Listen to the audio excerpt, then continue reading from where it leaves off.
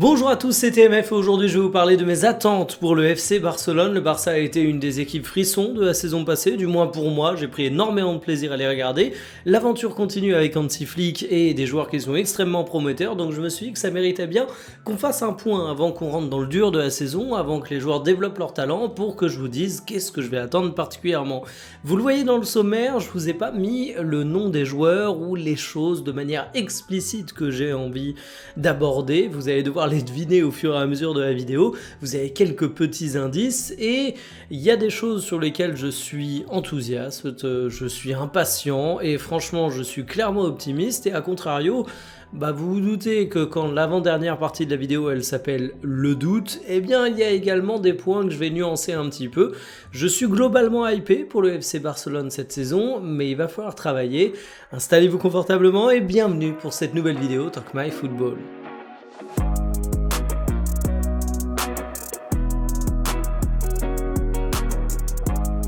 Yamal va-t-il faire taire les rageux et sortir une saison exceptionnelle ou est-ce qu'il va devenir un énième gâchis dans le football et un énième exemple des dérives de la célébrité? Eh bien en tout cas, pour sa première en Liga cette saison, on peut dire que Yamal a fait taire les rageux d'ores et déjà parce que c'était une prestation qui était XXL, il a marqué un but, il a délivré une passe décisive, mais finalement c'était aussi des dribbles à gogo, des passes clés à répétition, le danger absolument incarné et je suis hyper content de voir Yamal débuter la saison comme ça parce que Yamal c'est un mec qui me fait allumer ma télévision. Chacun donne son petit avis sur le joueur, mais je dois vous avouer que certains formulent tellement leur peur que ça devienne un gâchis, disent tellement aux joueurs de faire attention que j'ai parfois l'impression qu'il y a presque une volonté de voir Lamine Yamal se planter et c'est un truc que j'ai du mal à comprendre car à part par clubisme, comment on peut avoir envie que ce joueur ne réalise pas tout son potentiel?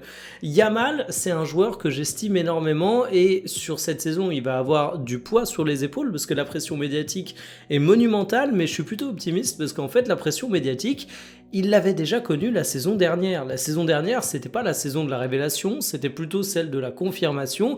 Il sortait d'un Euro 2024 où il a été énormément mis en avant, il était désormais connu de ses adversaires et donc il n'y avait plus le côté petit phénomène qui débarque au FC Barcelone, qui est un produit de l'académie sur lequel tu vas pas trop te concentrer. Non, il était d'ores et déjà hyper observé par les défenseurs adverses, il était déjà hyper observé en termes de commentaires médiatiques. Alors il y avait peut-être pas cette chasse aux gaffes, aux comportements critiquables qu'on peut avoir aujourd'hui, mais il y avait quand même un truc qui faisait que Yamal, s'il n'était pas solide mentalement, il allait s'effondrer. Il a répondu la saison passée, il répondra cette saison. Moi en fait l'interrogation et mon attente autour de Lamine Yamal pour cette saison 2025-2026, c'est voir s'il va accomplir ce qu'on lui prédit en termes de destin. Est-ce que Lamine Yamal va devenir sans contestation possible le meilleur joueur du monde? Alors je suis pas en train de vous lancer dans un débat Ballon d'Or, honnêtement ça m'intéresse pas vraiment pour cette vidéo, mais je pense qu'on sera tous d'accord pour dire que vous placiez Yamal premier, deuxième, troisième, quatrième, cinquième, il fait quand même partie de cette catégorie de joueurs qui sont censés incarner le football pour au moins une décennie. Eh ben je pense qu'on a eu la saison dernière l'aperçu du fait qu'Yamal était un joueur absolument énorme, c'est pas pour rien que c'est un candidat crédible au Ballon d'Or. Eh bien cette saison j'attends tout simplement qu'il dévaste tout et vraiment moi j'en peux plus des conseils soi-disant bienveillants mais où je le redis, tu sens que ça souhaite à Yamal de se planter un petit peu. J'ai vraiment envie que l'Espagnol mette tout le monde d'accord et c'est ma grosse attente pour la saison du FC Barcelone.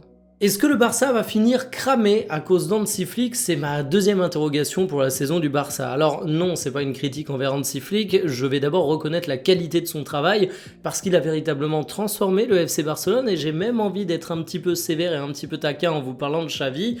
À la place de la légende du Barça, je me sentirais pas trop bien en tant qu'entraîneur. Ça fait désormais 1 an qu'il est sans poste parce que quand tu vois à quel point l'Allemand a repris le métier en faisant des choses formidables, tu peux te remettre un petit peu en question. Parce qu'Hansi Flick, du côté du Barça, ça a produit une équipe qui est volontaire au pressing, qui est hyper imposante physiquement, impressionnante et le tout en développant un jeu qui est séduisant. Il y a eu quelques belles petites idées tactiques, il y a des joueurs qui ont continué de grandir, il y a des éléments qui n'ont jamais été aussi forts dans le Barça qu'avec Hansi Flick.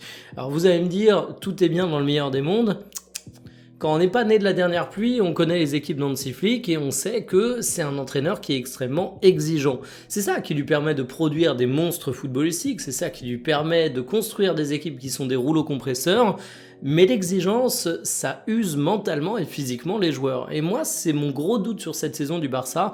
C'est pas une équipe qui a un banc absolument monumental. Hansi Flick, c'est un mec qui aime bien réutiliser les mêmes profils. Par exemple, Pedri, on reparlera de ses minutes de jeu, mais il a été beaucoup sollicité. Et du coup, la première saison, ça se passe bien. La deuxième saison, tu peux avoir certains éléments qui apparaissent comme étant sur régime. Certains joueurs qui commencent à tirer un petit peu la langue. Et quand tu tires un peu la langue et qu'en plus l'exigence mentale, la concentration qu'on te demande au cours des rencontres est toujours plus grande, eh bien tu peux décrocher un petit peu. C'est ça qui me fait peur avec Hansi Flick. Je souhaite vraiment pas que ça arrive, mais le passé me fait dire que ça va être un des points de vigilance assez notables du côté du Barça. Donc il va falloir des joueurs solides, il va falloir bien gérer les temps faibles parce qu'il y en aura forcément au cours de cette saison. L'année dernière, il y en avait eu un petit au début d'année de mémoire, ils avaient parfaitement rebondi. Bon, plus qu'à faire la même chose pour cette édition 2025-2026. Je vais pas le dire trop fort parce que sinon on va me défoncer, mais le meilleur milieu de la saison passée, il est pas parisien. Et je le dis avec d'autant plus de facilité que c'est pas par clubisme. Pour moi, le joueur qui mérite le plus du Ballon d'Or, c'est un parisien justement, c'est Achraf Hakimi, mais en matière de milieu de terrain, moi vous me parlez pas de Declan Rice, vous me parlez pas de Vitinha pour en revenir au Paris Saint-Germain, vous me parlez de Pedri. Pedri est le meilleur milieu du monde et j'ai l'impression qu'on le dit pas assez, alors que moi j'ai envie de le dire matin, midi et soir. Pourquoi ? Peut-être parce que Yamal prend la lumière en tant que véritable phénomène du côté du FC Barcelone. C'est un joueur qui est beaucoup commenté médiatiquement, qui est assez incontournable quand tu regardes le Barça tellement il provoque via ses dribbles. Donc peut-être que Pedri on a tendance à oublier. Peut-être qu'un joueur comme Rafinha, qui a été une véritable machine statistique en Ligue des Champions, a amené plus de commentaires. Peut-être qu'en matière de précocité, on va davantage regarder ce que fait Koubarsi en défense centrale, parce qu'il faut avouer que c'est rare de voir des joueurs aussi matures à cet âge-là, à ce poste-ci.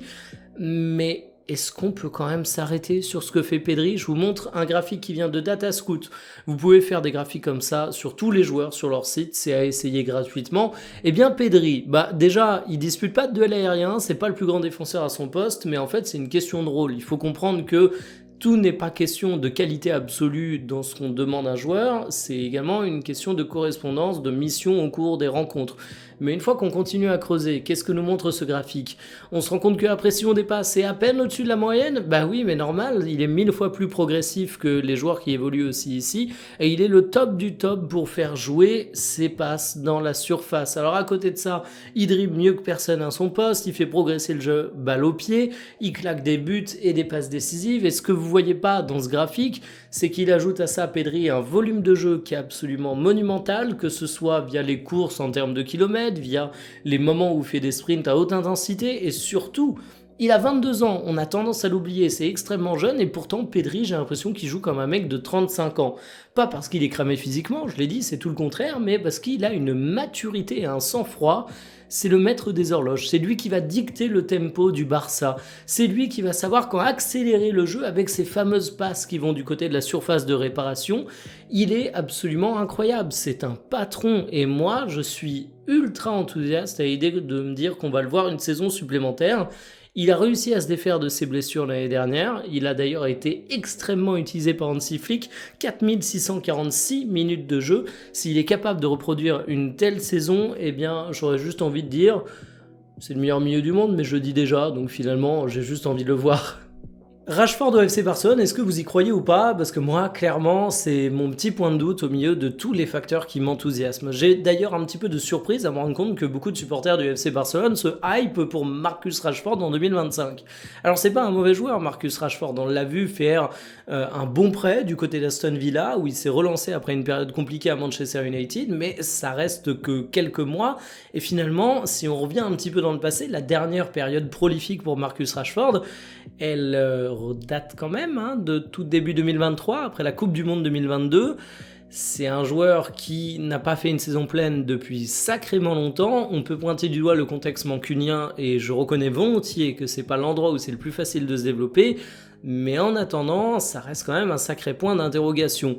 Je suis pressé de voir ce qu'il va apporter au FC Barcelone. Il a quand même des qualités et des choses qui plaident en sa faveur. Pour moi, déjà, il va offrir une solution de banc au Barça. Tu as besoin d'avoir un petit peu de concurrence et surtout une capacité à faire tourner devant pour pas que tes joueurs finissent complètement cramés. Marcus Rashford peut apporter ça. Et si on retrouve un Marcus Rashford Prime, on peut se dire qu'il offre un profil un peu différent avec peut-être plus de puissance, plus de verticalité, une frappe de forain. Ça permet également en termes de palette à outils de recentrer un joueur comme Rafinha si tu as envie de le faire. Bref, il y a pas mal de choses qui pourraient bien se passer autour de Marcus Rashford, mais si j'ai beaucoup de certitudes en commençant cette saison du Barça, lui, pour moi, c'est un véritable point d'interrogation. Et c'est peut-être là-dessus que je m'inquiète un petit peu, surtout que oui, c'est qu'un prêt, mais c'est quand même un joueur qui a une réussite qui pourrait être assez déterminante pour la saison du Barça. Dernière attente pour la saison du Barça, il fallait parler d'Araujo de mon côté. Alors je ne sais toujours pas prononcer le nom du joueur, mais il faut quand même dire que c'est un des enjeux parce qu'il est passé assez rapidement de joueur superstar du FC Barcelone, promesse d'un avenir absolument radieux, à joueur quasiment persona non grata, avec des rumeurs de départ à absolument tous les mercatos, même s'il a récemment été prolongé. Il y a un départ qui compte du côté du Barça, c'est celui d'Inigo Martinez, qui a filé du côté de la Saudi Pro League. Il est parti à Al Nasser pour être plus précis, libéré par le FC Barcelone pour ses bons et loyaux services, mais également pour faire partir son gros salaire et dégager un petit peu de masse salariale. On sait que c'est toujours un enjeu. Sauf qu'Inigo Martinez, il a été absolument crucial au cours de la saison précédente au Barça. Il a disputé 46 matchs pour quasiment 4000 minutes de jeu et c'était véritablement un patron. Et c'est là qu'on attend Araujo, parce que Araujo en 2023, faut se souvenir à quel point c'était la grosse hype, c'était un joueur qui était extrêmement jeune.